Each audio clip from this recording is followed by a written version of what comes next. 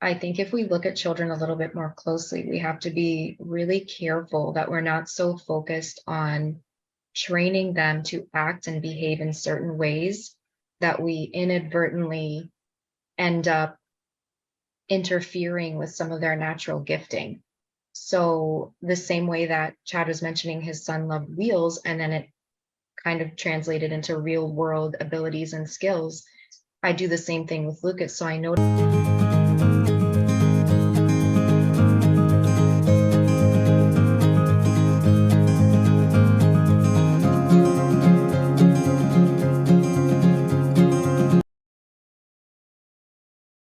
Hello, everyone.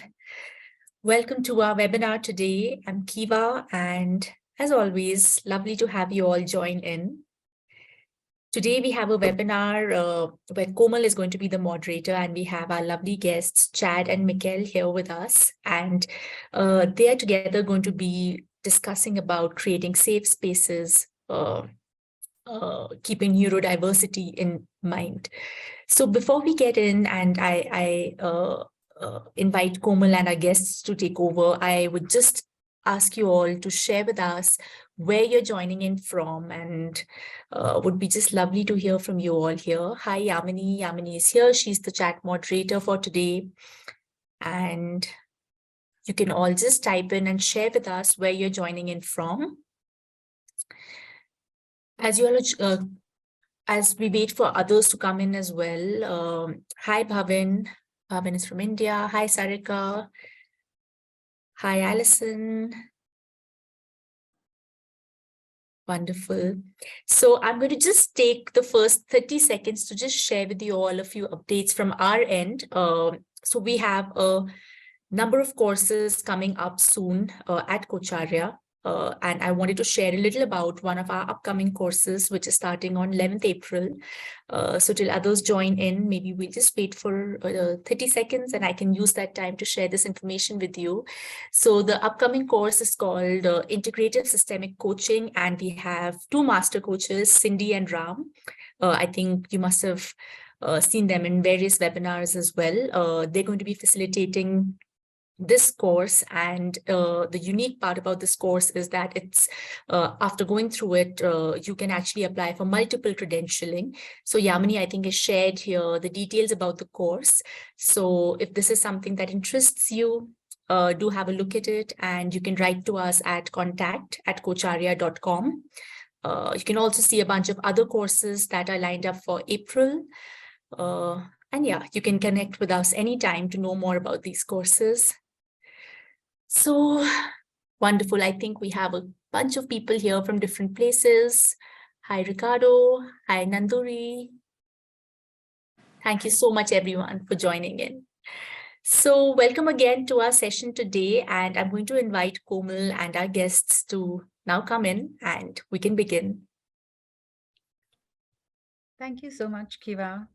It's always lovely to be in this space and get a chance to speak with all of everybody. And today I have Chad Youngquist and Mikkel with us. Mikkel has been the Kocharya learner as well. And Chad is a wonderful, wonderful human being who I got to know just by chance while I was on my search to get to learn a little more about autism. And to tell you a little background about today's webinar and how come we are speaking upon autism. So this month, 2nd of April, was celebrated as the World Autism Day. And this itself shows us that how it's so significant to get to know and understand about how the world is changing and shifting, and some of the new terminologies that we are getting to learn about ourselves, about human behavior, human development. And while we get to know these terms, there is still a lot of confusion. There's still a lot of ignorance about these terms. And unless and until you get to experience them firsthand in your very close vicinity or in your own life, it's really challenging to grasp what really is autism, what is ADHD, what is dyslexia, and what are some of the other terms which come now under the umbrella of neurodiversity. And thank God for that word, because that word in itself sort of bring some sort of a safety and acknowledgement for this. I'm sure as coaches, as parents, as adults, you would have a lot of questions in your mind. So we thought, why don't we have a little chat with people who have experience around these, so that we do not just try to delve all of these in terms of definitions, because definitions sometimes are so limiting and they do not do justice to what we are trying to explore, but understand how does it look, feel, is experienced, and what does it really demand. And so I'll just give a little bit of a brief. Both Chad and Mikkel, while Chad is a working professional as well, and Mikkel is also a motivational speaker and coach now, they're both parents to lovely, bright children who, how would I say it, Chad? Please help me, because I'm a little sensitive about not using the wrong term or the wrong way. Do they have autism or autistic? Like, what is the accepted term to say?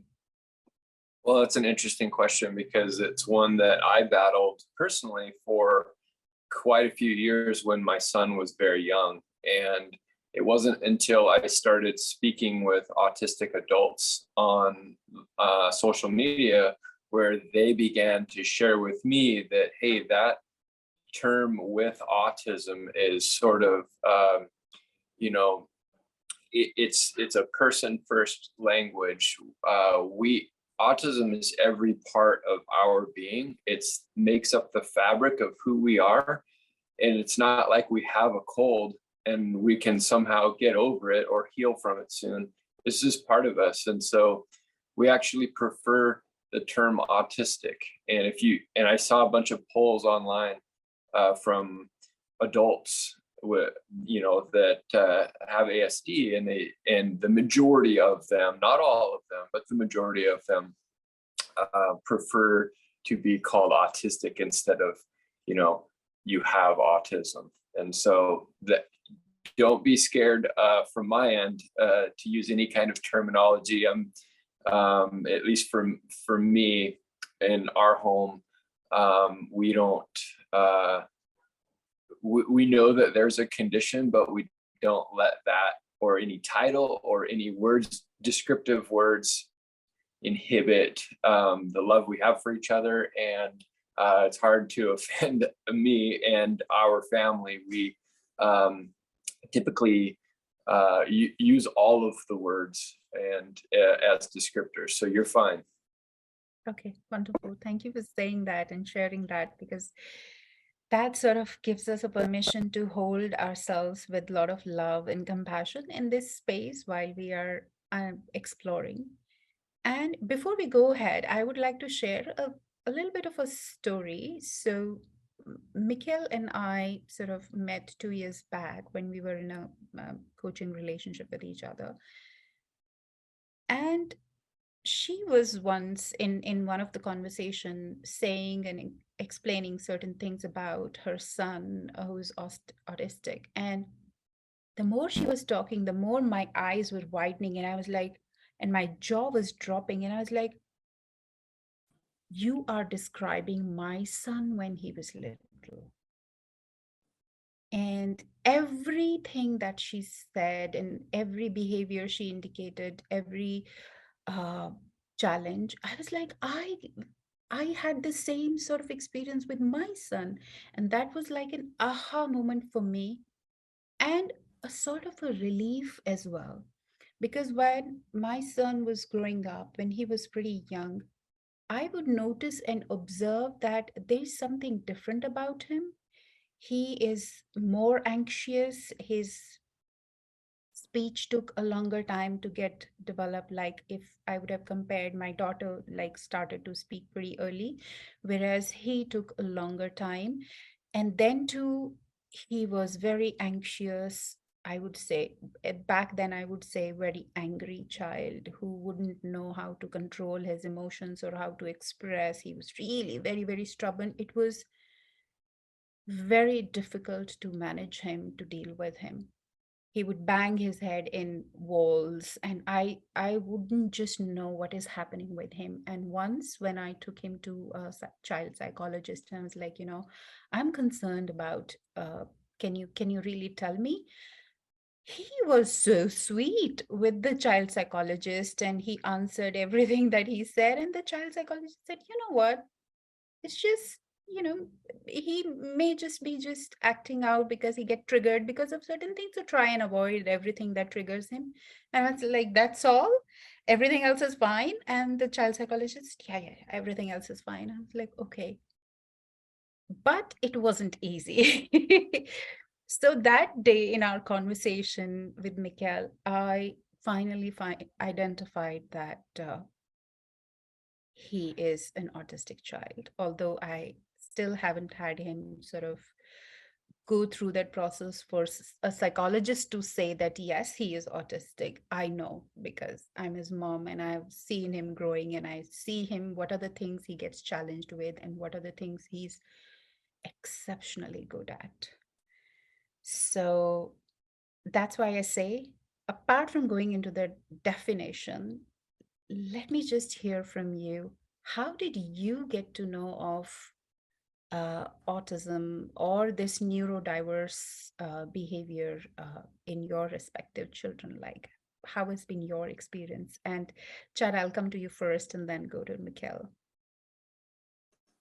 Well, we sort of knew something was different right at birth. There was just these two things happened when he was born. One, he was totally gray in color, like he looked like a ghost, and it was so much that it startled me. And the other thing that happened is that he didn't make a peep when he was born.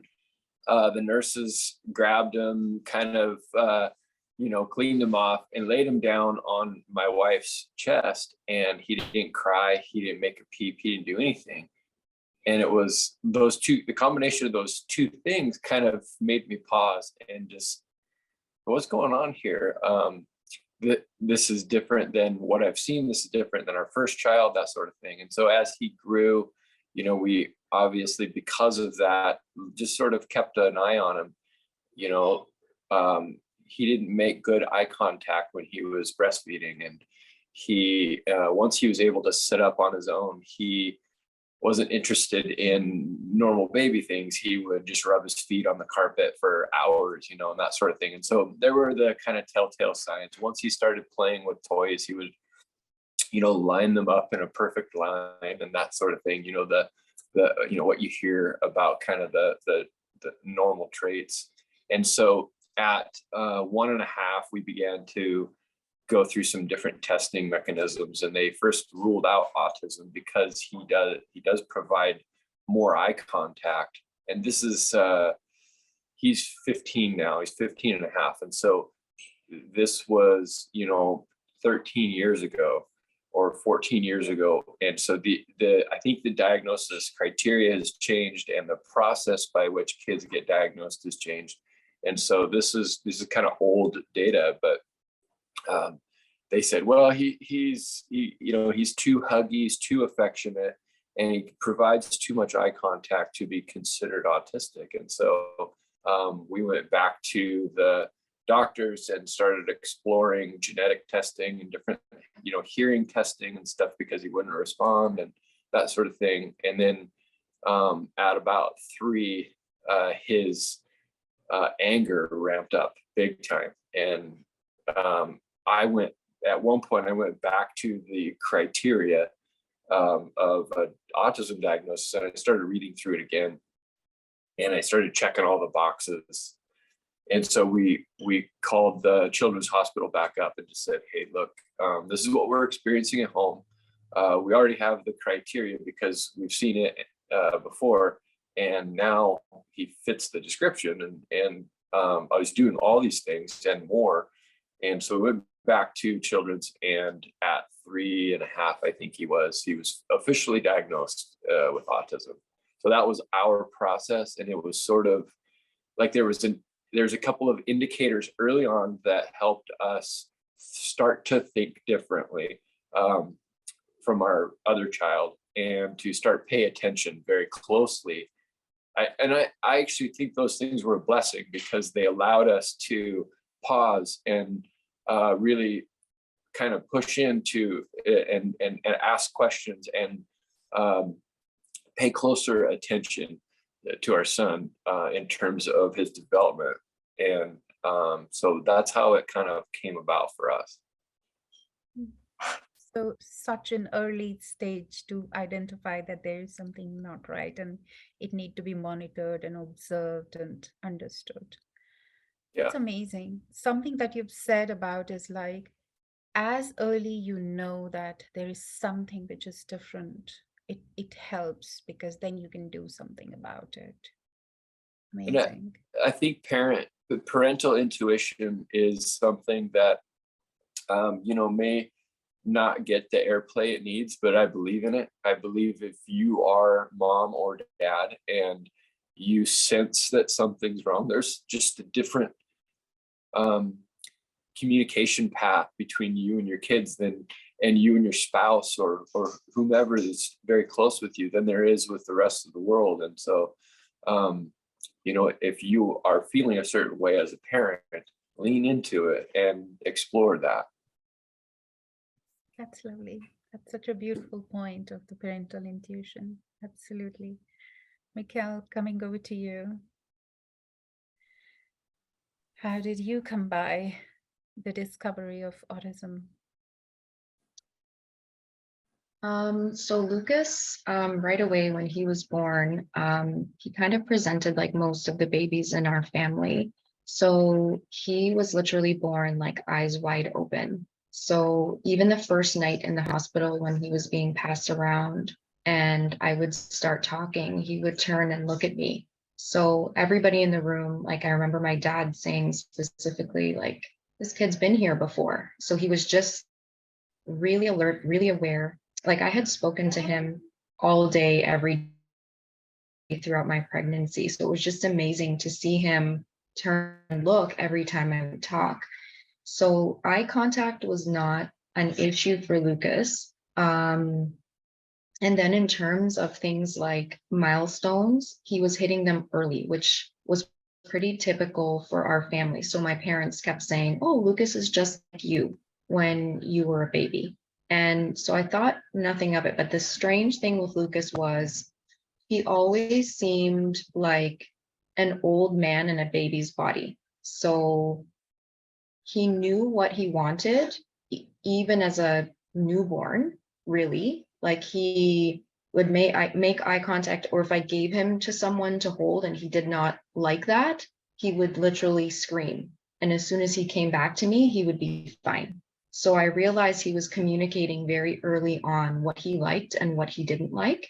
So I think the whole thing that I would say has kind of governed my parenting is really sort of the St. Francis prayer, seek to understand rather than be understood, because I realized in some way, shape, or form, this baby was very aware of what was happening around him and was communicating what he liked and didn't like.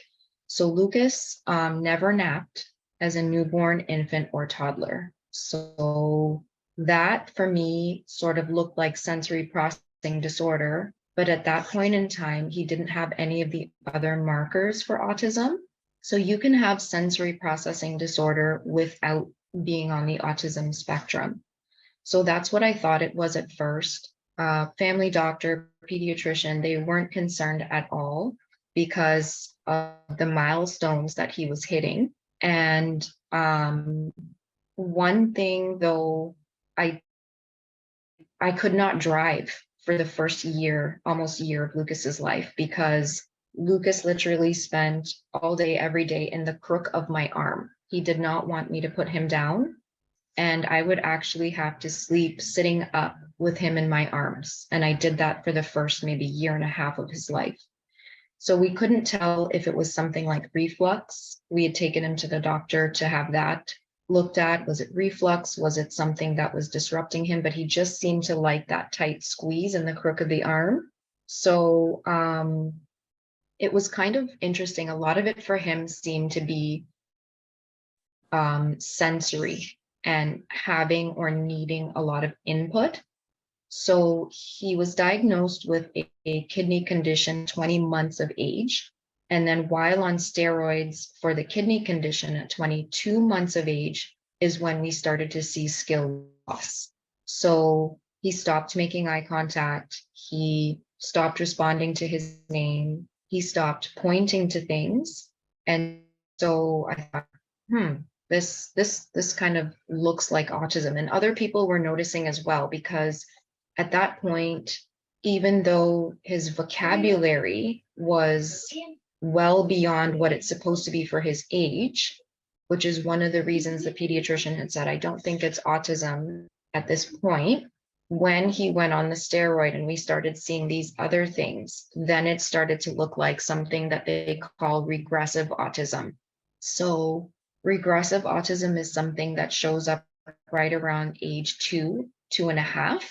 And it's where a child looks like they're developing normally, and then all of a sudden will lose skills or regress. So that's kind of been our journey, where there are other influences too with skill loss for Lucas. So when his kidneys inflame, it seems as though the whole body, including the brain, inflames. So he will go back to the original baby books that he used to read when he was first diagnosed with a kidney condition. He's 6 now, and he was 20 months at that point in time.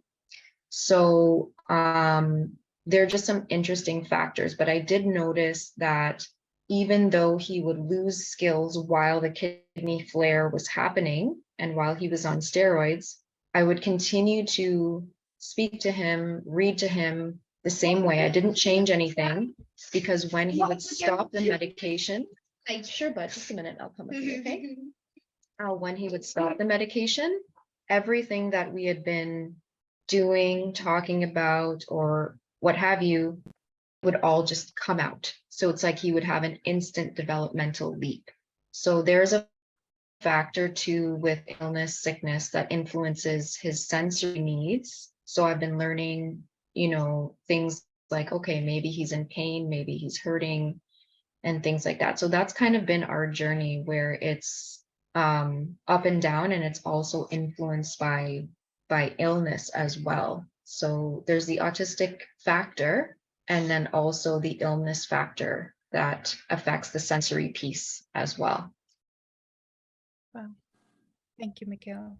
So it's not just a neurological developmental challenge or issue, but it's also your overall biology, like how your rest of the body is impacting. And this is so interesting, and that's why it's called as a spectrum, because there is no one specific way a person would be autistic, right?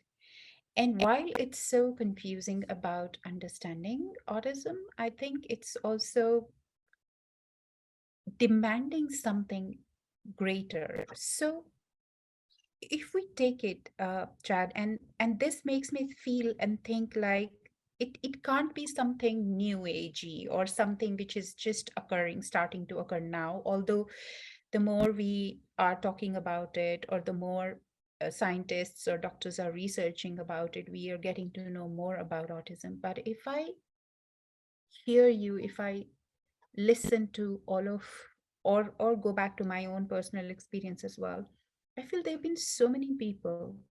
In fact, sometimes I feel that within my own age group, when I was growing up around other children, such traits have been exhibited by a lot of people, which would be, you know, judged very harshly, very punitively, a lot of times, because everybody was in that mode of having a specific understanding of how a person should behave, should be conducting themselves in a social condition.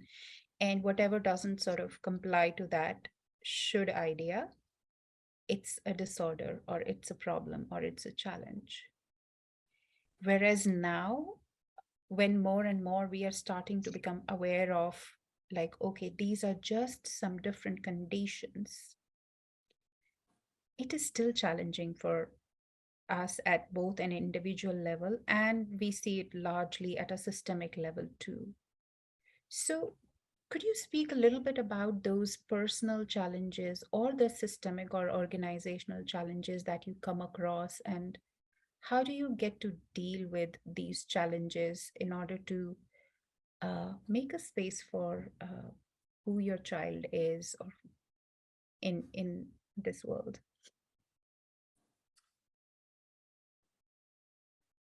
I'm going to break this into a few different parts, and I'm going to talk about family first. So family oftentimes is our closest ally and maybe our harshest critic. And in our family, we had a lot of help. We had my parents and my wife's parents. They would jump in and help, and they would see things, and they wouldn't know how to deal with some of the situations, and sometimes they would see the way I deal with a certain situation, and they might not agree, or they might have done things differently or whatever, but we just asked our families to just trust us. There was a situation where I think there was enough love and enough trust from a generational standpoint that they did sort of say, okay, you guys got this. How can we help? And that was very beneficial. It was incredible for our family to be, just from a generational standpoint, all of us sort of in alignment. I feel very blessed, very fortunate to have the family that I do and the help that I do.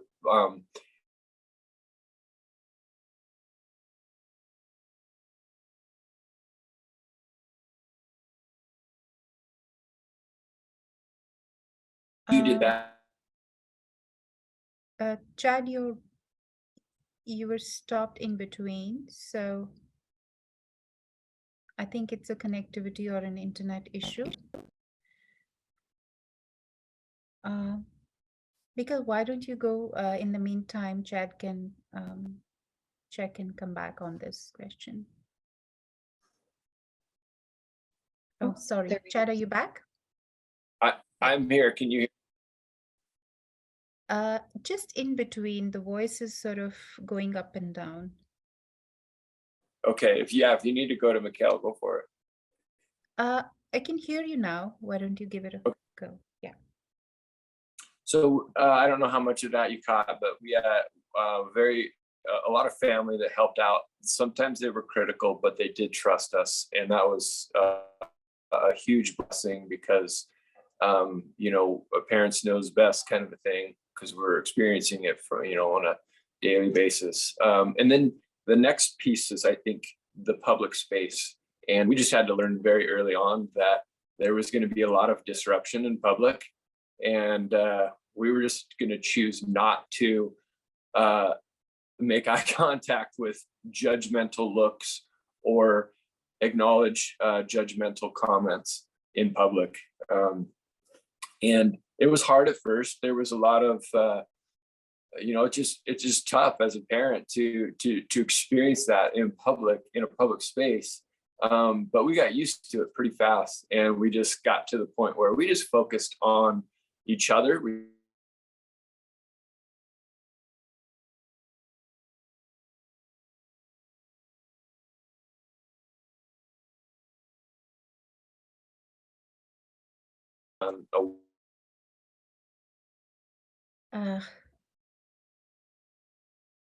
Chad, the voice is again breaking. Oh my God. I've been so well enjoying his points of acknowledging that the family can be the ally or the critique, and that being a critique doesn't really help in accommodating to this change, and that you need to trust each other. And especially in those situations where we do not have the understanding or knowledge about anything, trust is the best factor that we can sort of go to. And so, Mikkel,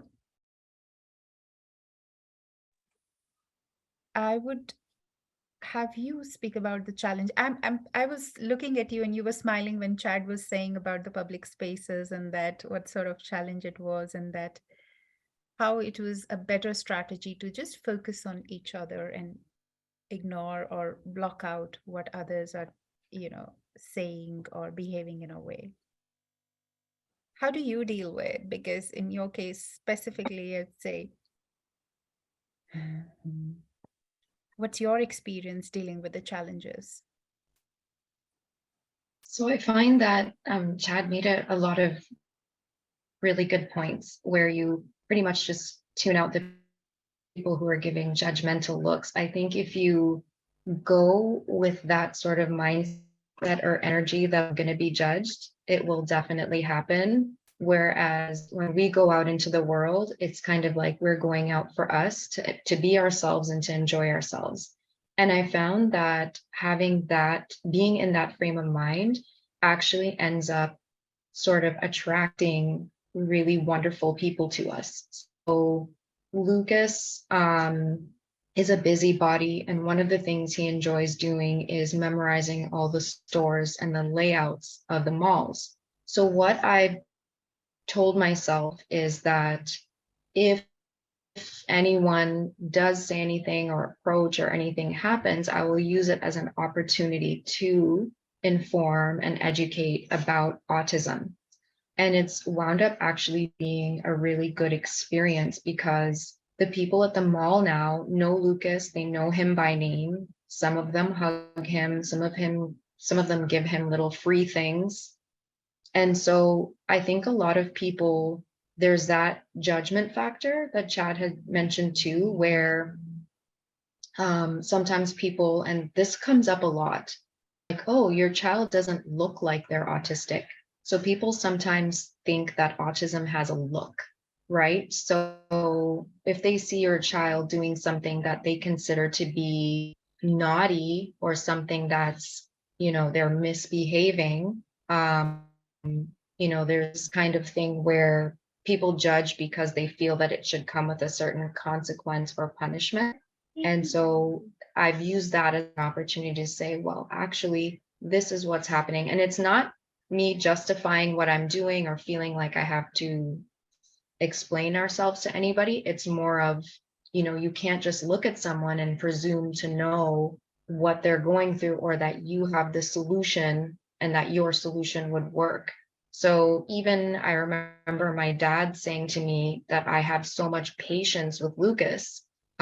He said because when he was growing up, he used to do some of the things that Lucas does, and he would have been punished quite harshly for it. So I think it really got my dad's gears grinding and saying, hey, I think I'm somewhere on the spectrum too. And so I've even been able to see certain things within my family. My sister was very much like Lucas growing up. So I think within public spaces, you just know that you might go into a restaurant, sit down, order your food, and have to leave. Ask them to box it because maybe it's too loud, it's too noisy. So you have to almost live your life just on the fly. You have to get accustomed to going with the flow and just really coming from a place of real deep empathy, compassion, and understanding, because your child's not trying to be difficult. They're having a difficult time. I think that's a very, very good point, that they are not trying to create difficulty for others, but that is what they are experiencing within them. And I think the one distinction that I've observed quite a lot in my son and myself as a child when I was growing up was like, I was socialized to an extent that I learned to hold back whatever was sort of rising up within me, and not show it out, or to manipulate, change, or alter my behavior for other people, to show it to other people. Whereas that doesn't happen with my son. He is who he is, and he's very authentic to the level that if anger is rising in him, he needs to show it. He just can't hold it back inside him. So there isn't that manipulative wall, which in a way I think is pretty good because it's so simple. But I can understand when the entire world around us has learned to behave in a very inauthentic, socialized way, always thinking about, oh, what should be the right behavior and how should they be perceived and taken, then you would just hold it deep inside you. Whereas in these children or in adults, I think their awareness of or their, so there are no walls like that. And because the world is made differently, it does pose a lot of challenges. It's not like they are creating the problem, but some problem is present which they cannot just hold it back inside themselves. And I think to understand that, what it really requires is a huge mind shift or a different reframe to look at people's behavior or actions. So let's have a little discussion around when somebody is growing up with such different capabilities and capacities, whereas our school systems and our work environments are primarily built and created around what looks like a very neurotypical sort of behavior, a very socialized, regimented sort of behavior. How do we create space for their future or who they are growing to be, and to make it really safe for them, where they are not constantly judged?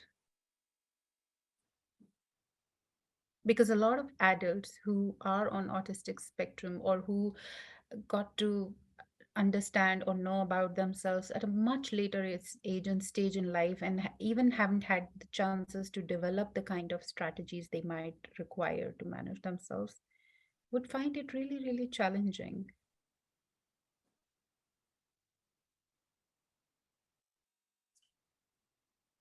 Can you hear me okay?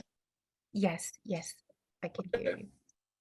So in our case, we leaned into things that he excelled at. So he was fascinated with wheels, anything that spun, and he began to learn how to drive his older sister's electric scooter, or at an early age learned how to drive a zero-turn lawnmower. And we realized at an early age that mechanically speaking, he's so fascinated with things spinning and stuff moving that he just really learned very quickly how to operate machinery. And I know that sounds dangerous, but he can, like at 10 years old, he could run an excavator. We have a construction company. And so and we also snow ski as a family because he's so fascinated with the chairlift and the way the chairlift works and the noises that it makes and all that stuff. And so that's one of his fascinations. And so we began to just explore different options as a child in things that he enjoyed to do, and then leaned into bigger versions of those things as he grew up. And now he's 15. He's going to be part of the workforce, hopefully someday soon. One of the things that he wants to do is operate a ski lift in the wintertime. And he wants to operate machinery in the summertime. And so trying to figure out ways to lean into that and encourage that and help him process. But for us, it was just really paying attention to what he was interested in as a child and figuring out ways to nudge him toward bigger versions of that moving into his adolescence. Awesome. Focusing on the strengths and the gifts that they are born with. Yeah. Amazing. Mikhail, what about you?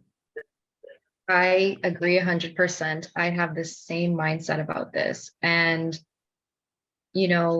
I think if we look at children a little bit more closely, we have to be really careful that we're not so focused on training them to act and behave in certain ways that we inadvertently end up interfering with some of their natural gifting. So, the same way that Chad was mentioning his son loved wheels, and then it kind of translated into real world abilities and skills.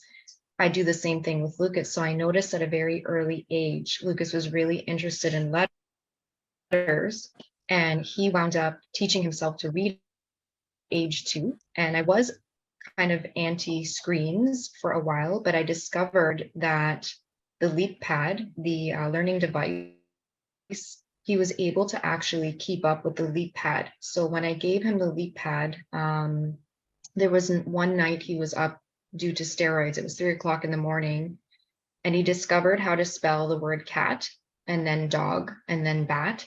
The next night, because I guess in his brain he had put together the sounds with the letters, the next night he typed out Psalm 91 and a motivational speech that he memorized from YouTube. So we have to really be sure that we're observing what it is our child is doing, not be so quick to remove the behavior, because it might actually be a bridge that leads to something, that leads to their gift, that leads to their talent. So I noticed Lucas really used to like pouring things and dumping things.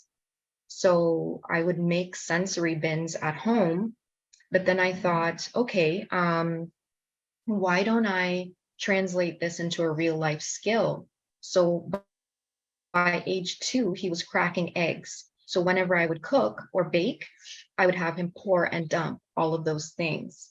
And so he loves cooking now. He loves being in the kitchen, and he has a play kitchen. So he loves pretend play. So I think for me, the biggest thing I've learned from this is to observe the child closely, because sometimes some things that we think are nonsense are actually part and parcel of their gifts and talents and actual capabilities. So I've even learned about gifts and talents I didn't realize I had once I started observing Lucas. So I've reconnected with parts of myself that were dormant for so long.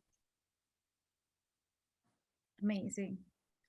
And this is so beautiful because both of you have sort of are modeling all those capacities and capabilities which are actually required from us coaches and mentors.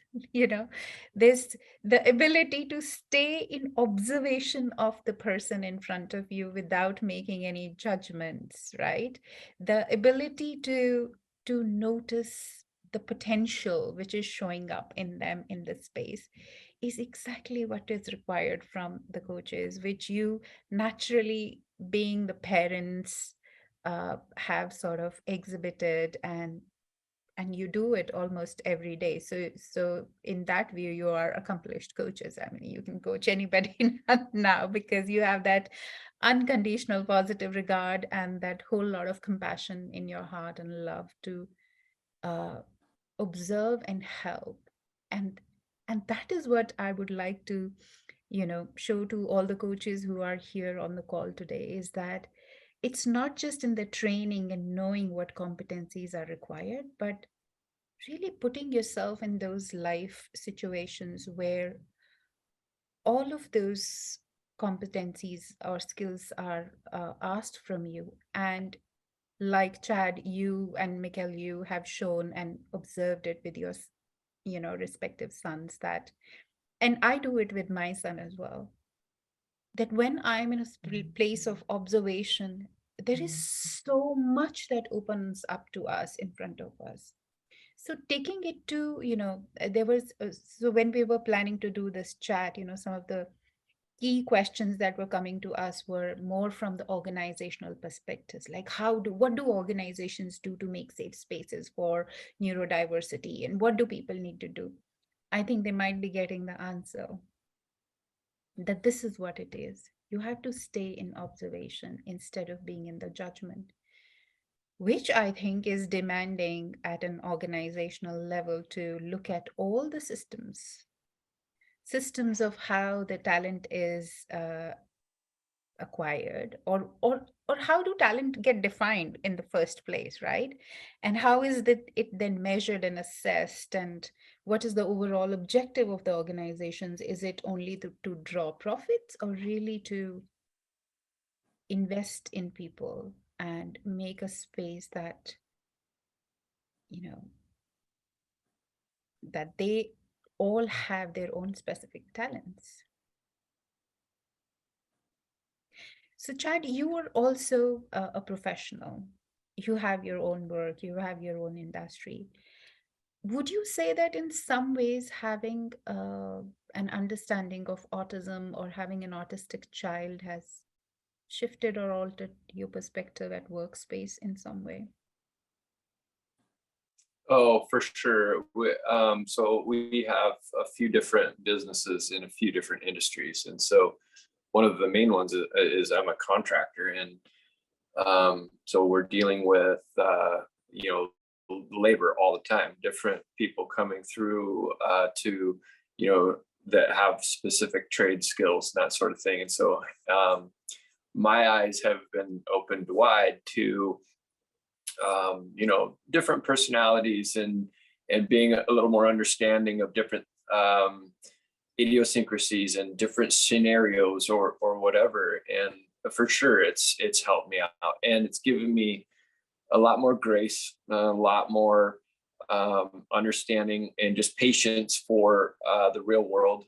Because now, like, hey, not everybody's wired like I am, and being able to learn how to stop, learn from whoever it is that you're speaking with or interacting with, and trying to, in my mind, it is the most important thing is to figure out a way to get to their level, whether it's, physically, like if it's a small child and something's happening, get down on their level, look them, be eye level with them, or intellectually, if you've got to really focus because the person you're speaking to sounds much smarter than you,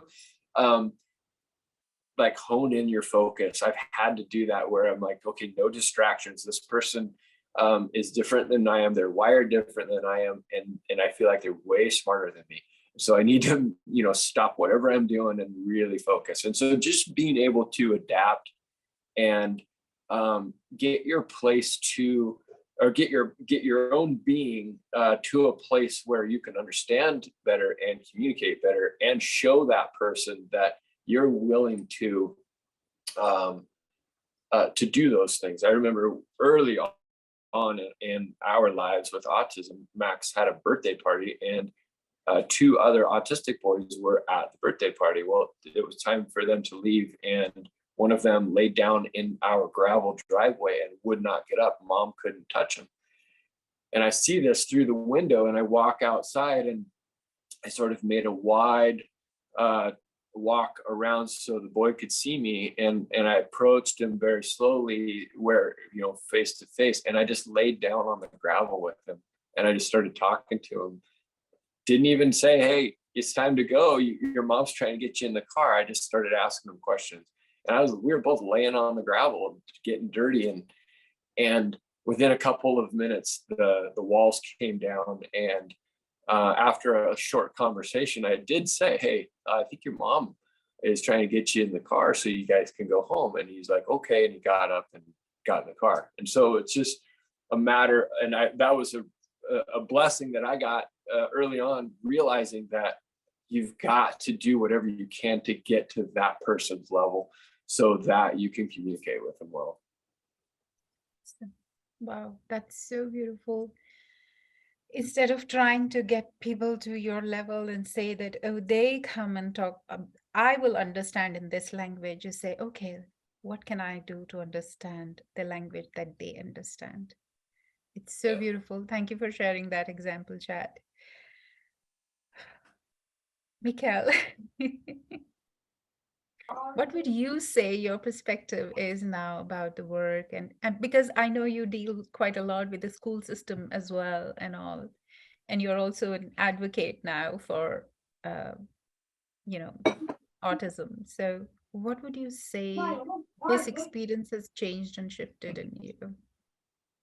I think for me, deeper levels of compassion and empathy and non-judgment. So what Chad was saying, where when you're dealing with people day to day, like it's no longer a script that comes in that tells you something about this other person.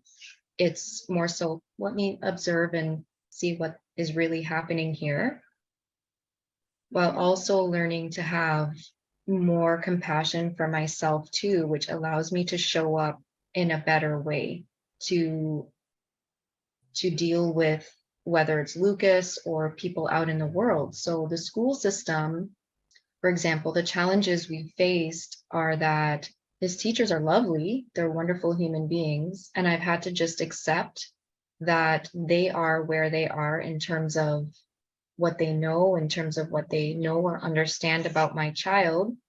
And so me getting frustrated, angry, or flustered isn't fair to them or me or Lucas. So I've had to learn to find ways to communicate. And I say that I've had to learn to speak other people's language, including Lucas's. So I say that I speak Lucanese, right? So when he can't speak English, I've had to learn to speak his language. And so we have nonverbal communication that happens in our home too. We have lots of coincidences that occur in this house. I'll be thinking something and he comes and starts talking about it. And so I've been experiencing more and more of these synchronicities the more open I've been to embracing and accepting people where they are. So his teachers are doing their best every day, but I do recognize that within the school system, we do need to change the way that we look at human beings. So we need to see people in their uniqueness and in their authenticity and really keep questioning, what does this child need? What does this child need? Whereas right now it's, how can I get this child to change and be like everyone else? But the illusion is that no human being is like any other human being. And so I think what a lot of dealing with this has taught me is how to step into my own authenticity too, which is what helps me to get that message across. Because when you're more authentic, it's coming from a place of honesty and from truth, and people like that, and people gravitate towards that. So his teachers, they trust me. There's this level of trust because I trust myself now that I've shed all the things that I was taught.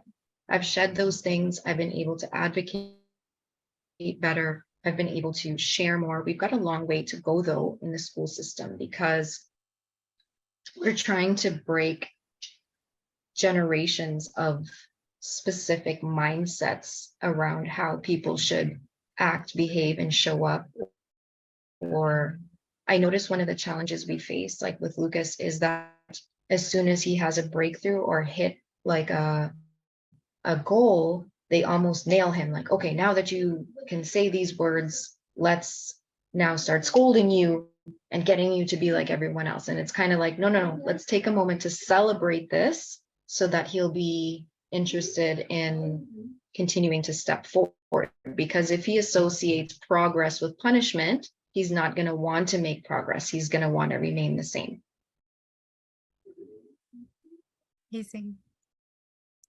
And while we are talking about this, I also understand and realize that when majority of us have grown up in a system where we've been taught to adapt in a certain way, and then when we need to come to that space of a continuous observation and changing ourselves or going to spaces where we alter, we take those initiative, this can also be very tiring and exhausting for self.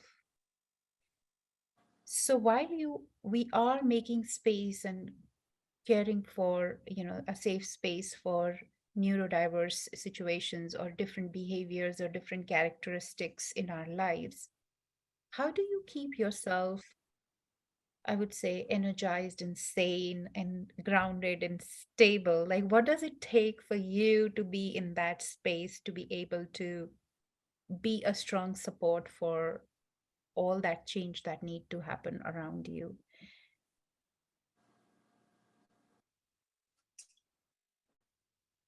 I'll start. We in our family, we focus a ton of energy on holistic wellness. So we exercise a ton.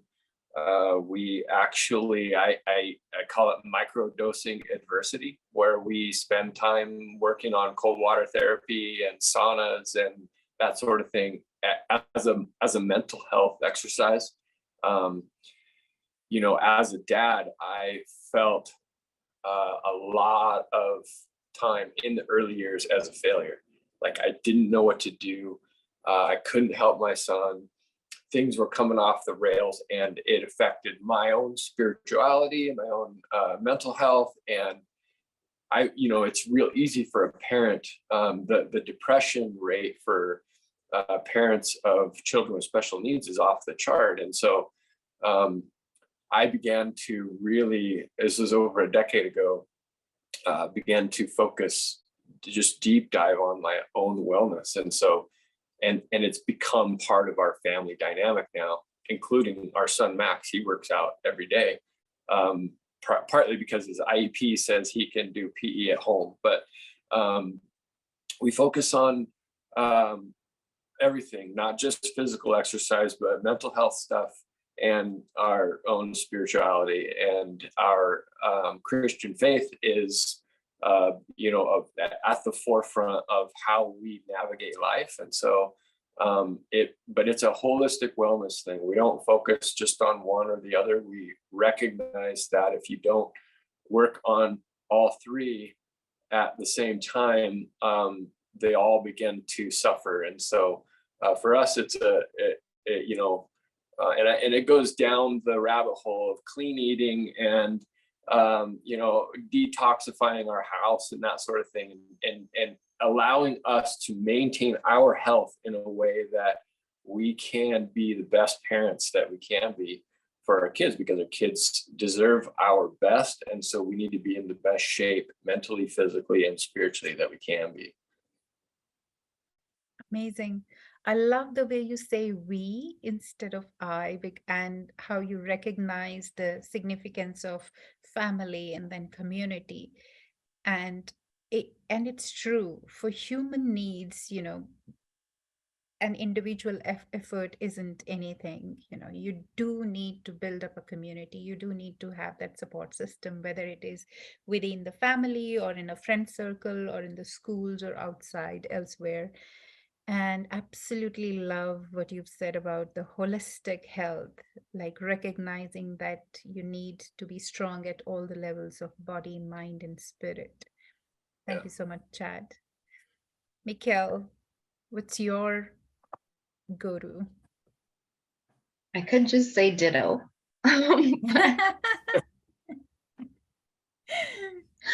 But no, Chad's absolutely right.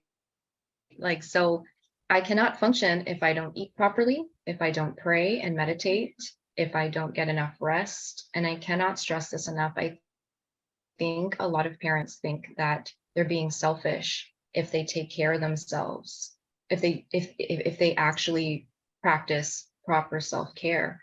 But I think what we need to remember is there's a nonverbal component that happens in terms of children and what they see. And so we need to remember that children will be what they see, not just what we tell them. So if we're running ourselves ragged and not taking care of ourselves, they're going to grow up, and that programming is going to be there somewhere until they become aware of it and maybe change it.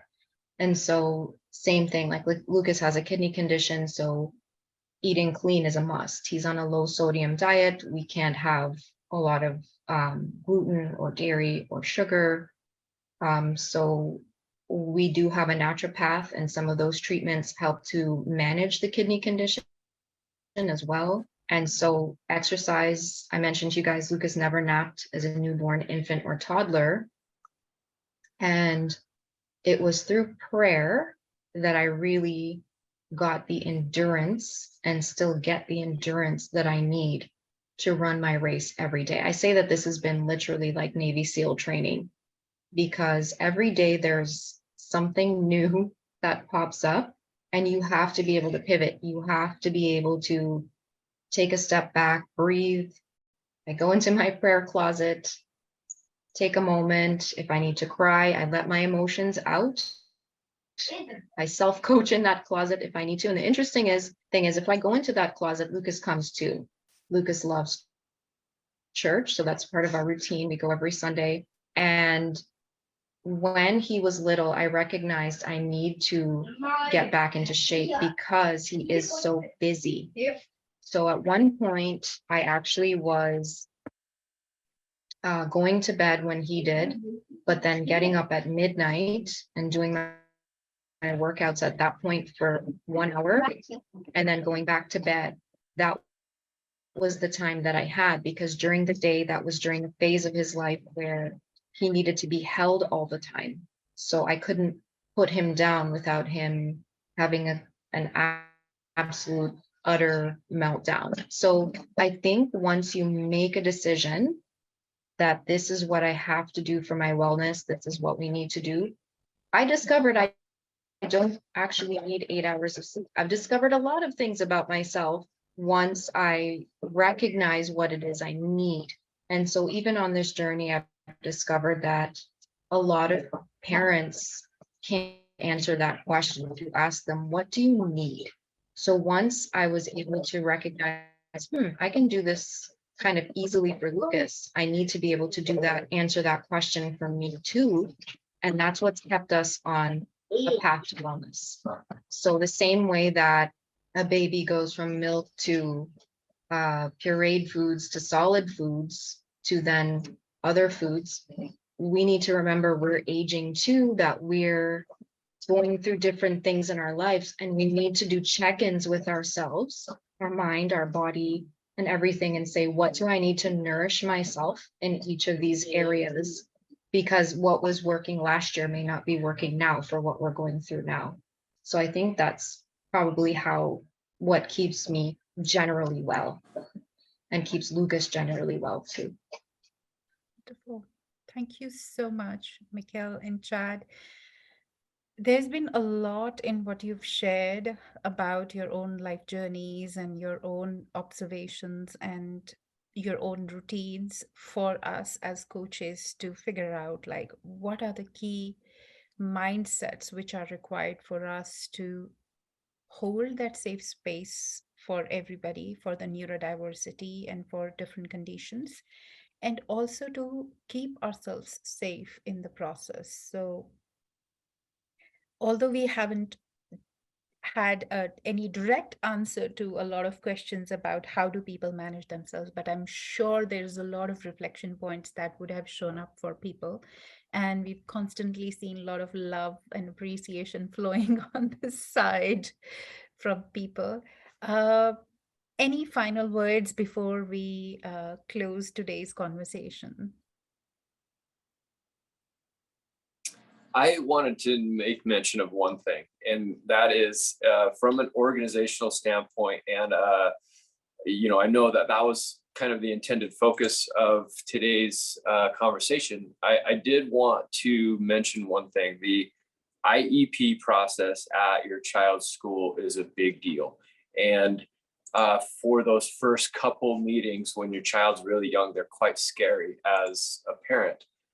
Because you've got a room full of educators basically telling you all of the deficiencies in your child, and it's very hard to do and hard to deal with. And as the years went on for us, we made it a special point to, when we came in that room and sat down in front of all those educators, we looked at them and said, hey, we think that we view you guys as our teammates in this. We are doing everything we can at home to nurture and raise and develop our child. We don't have the tools that you guys have. And so when we leave our child in your care for a few hours during the school day, we just see this as a team effort. You guys are using the tools that you have to help and raise and nurture our child. And then we take the rest when our child's at home. And that did incredible things for us in our school system, opening that door, because I'm sure that those educators want to tell you as a parent the deficiencies. It's kind of their job. And so it's got to be just as hard for them as it is for us as the parent to hear those things. And so we began to say that to the team, and it opened up so many different doors, and to the point where now Max is in high school. He gets to leave or enter and leave the building on a side door that's always locked, that there's a code that somebody inside the building can see him either through a window or on a camera, and they can manually unlock it for him. But that's the kind of thing that happens when you go into an organizational real world environment with as a team approach. The doors begin to open and the accommodations start to be made, and the communication lines stay open between parent and teacher and all those things. And so our IEP is wild. It evolves. Like, part of his schooling happens at home, part of his schooling happens at the public school system, and where he comes and goes and the time of day, because of his sensory stuff and his trying to avoid a crowd, he doesn't ever be in the cafeteria or in the assembly. But those are accommodations that they've made for him, because we just tried to make the lines of communication as open as possible and tried to approach the IEP from a teamwork standpoint. Wonderful. Taking the initiative, keeping the communication lines open, engaging and including and inviting everybody else to be the part of the journey. That's amazing. Thank you so much, Chad. You bet. All right, I would say thank you everybody for joining us. Mikhail, did you want to share something before we close today's conversation? I was just going to say, as challenging as this is, make sure you're taking the time every day to celebrate what seems like the little things, because before you know it, something that's seemingly small ends up being something that looks like a really big miracle, and so one thing this has taught me is really to take my hands off the wheel, to surrender quite a bit, to trust more, that everything will work out. I think the time factor for me was a big one, and just enjoying every age and stage, enjoying just daily life, and looking out for things to celebrate, to be happy about. And I think that exactly what Chad said with the school system, I do actually, and I did say that to Lucas's support staff, that I consider everyone to be part of his team, part of our team, and what can we do to help him thrive, and what can I do to support them in any way. So we have pretty open lines of communication. And Chad was right. We did have a conversation. The school psychologist was saying they don't test for gifting until a child is 8, because their belief is that most children lose their gifting by age 8. So I, of course, disagree with that, but that's the way that the school system functions for now. So what we're doing is just seeking testing outside of the school system with his other supports outside of school. And so, someone may shut a door, but somebody out there has a key that will open that door. So just be mindful that just because a door closes, it doesn't mean it's going to remain shut, or just because you don't get the outcome you were expecting today, there is a path, there is a process, and you will get there. Just keep yourself healthy and well, keep your channels clear, and you will get all of the information and everything you require and desire. Wonderful. Thank you so much, both of you. And thank you everybody for joining in and sharing all the love and appreciation. And if you want to connect, you have Chad's YouTube and Mikhail is there on Instagram as well. Please stay connected, keep sharing your questions and queries, and do reflect back on whatever we've discussed today. Thank you, everybody. Have a wonderful day. Thank you, Chad, once again. Thank you, Mikhail.